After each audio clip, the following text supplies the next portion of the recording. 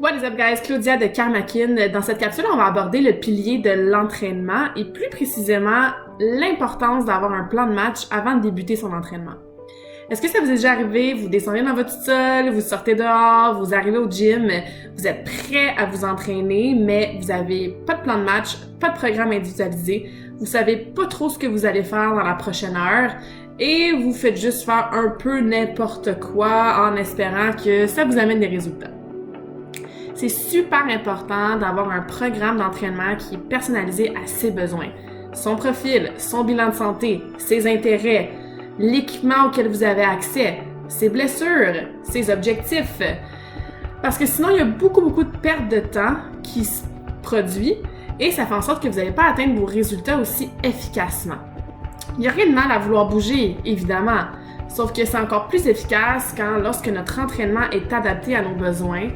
On se pointe au gym, on sort dehors, on se descend dans notre sous-sol et on a tout simplement besoin de suivre au niveau du nombre de séries, de répétitions, de la nature des exercices, du temps de repos et tout ça. Ce que ça fait, c'est que ça fait sauver du temps. On est capable de faire les entraînements super efficaces en 30 minutes souvent, donc c'est pas de longer, de better. Parfois, on pense que le plus longtemps qu'on s'entraîne, le mieux que c'est pour notre santé, mais non, quand c'est vraiment adapté et efficace et sécuritaire, ça n'a pas besoin d'être long. Donc, on sauve du temps. Et comme je disais, on atteint nos résultats beaucoup plus rapidement.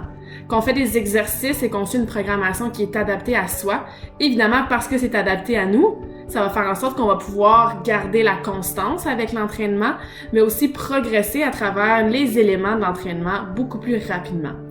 Donc, dans un programme d'entraînement, on veut trouver quoi? On veut trouver évidemment la nature des exercices. Donc, c'est quoi l'exercice en tant que tel qu'il faut que je fasse?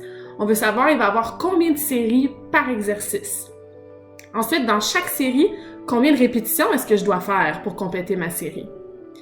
Et selon le nombre de séries et de répétitions, on va avoir aussi le temps de repos. Donc, est-ce que je prends un repos entre mes exercices?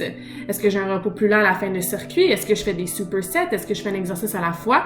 Tous ces paramètres-là vont dicter aussi le temps de repos. Et finalement, on a le tempo, qui est le rythme à lequel on va faire l'exercice. Fait que ça peut être un tempo un peu plus rapide, ça peut être un tempo un petit peu plus lent.